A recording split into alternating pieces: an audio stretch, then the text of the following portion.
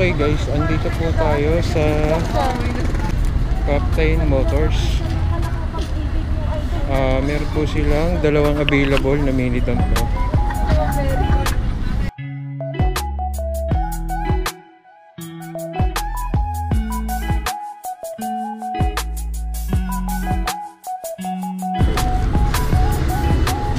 Ma'am, okay lang open ko.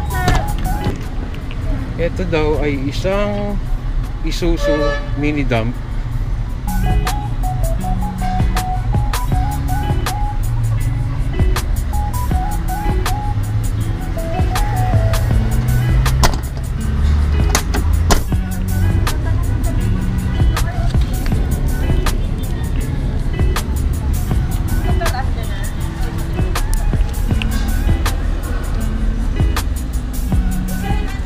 Camel chassis na po ito guys, no?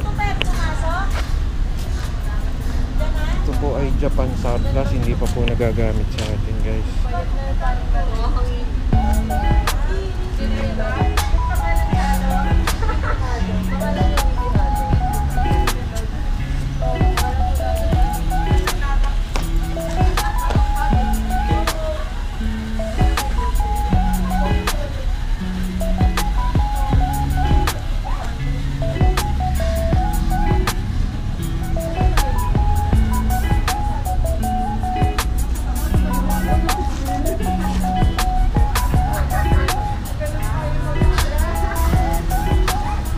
Guys, Isuzu mini dump po ito, ano?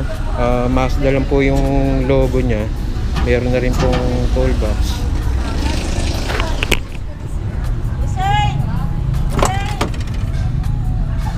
Ito po yung kabilang side. Guys, naka-convert na po ito, ano? Mamaya tanong natin kung magkano.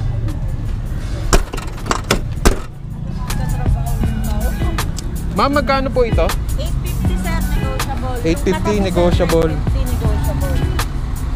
Yung kabila 950 negotiable.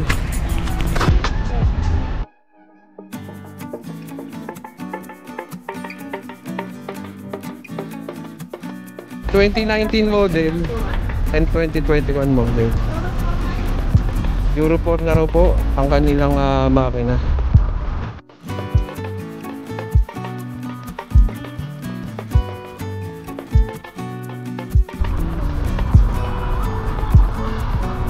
Tingnan natin ito isa. Camel chassis na rin po guys. Kung makikita nyo ng personal, medyo maganda pa ang kanyang chassis. Pero na-repaint na rin to sa tingin ko.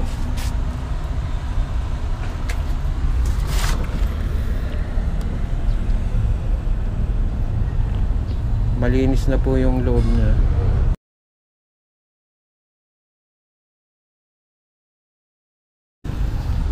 Ito pala tandaan na alam ko pagka ganito ang fuel tank computer po ito or semi-computer. Paki-comment nyo lang, hindi naman tayo professional sa truck, ano? Kung may mali tayo, paki-correct nyo na lang po ako. Yung mga gulong niya magaganda pa, magagamit pa. Wala pa rin siyang crack.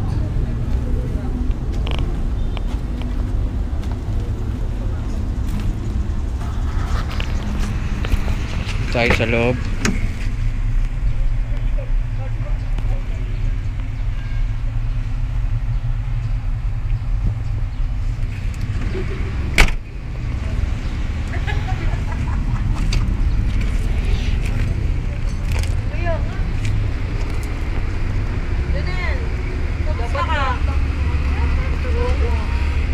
So guys, kung may gusto magpunta rito, no, ang dami nilang unit, no? Ang address nito sa may Mindanao Avenue, Barangay Bahay Toro. Dami nilang unit dito guys, puro Japan surplus.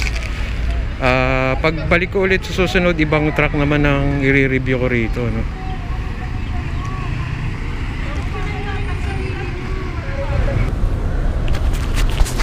So ayun guys, ito po yung Captain Motors. Ito po yung kanilang showroom, ano.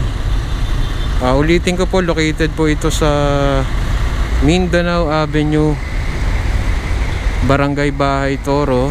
Sa mga gusto pong mag-inquire ng truck, marami po silang unit. Ayan po, magaganda po yung mga unit nila rito. Ayun po yung dalawang mini dump na tinignan natin, ano. Okay, Captain Motors, Mindanao Avenue. Thank you guys. Next vlog ulit.